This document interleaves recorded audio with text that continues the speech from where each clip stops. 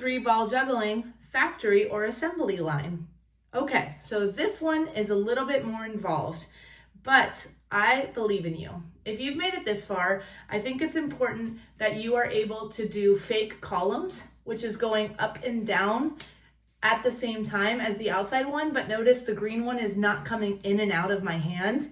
And so for assembly line or factory, you're able to then go up, over, and down, up, over, and down, up, over, and down. So I'm taking the one on my left and I am going across the pattern, and then I am coming through.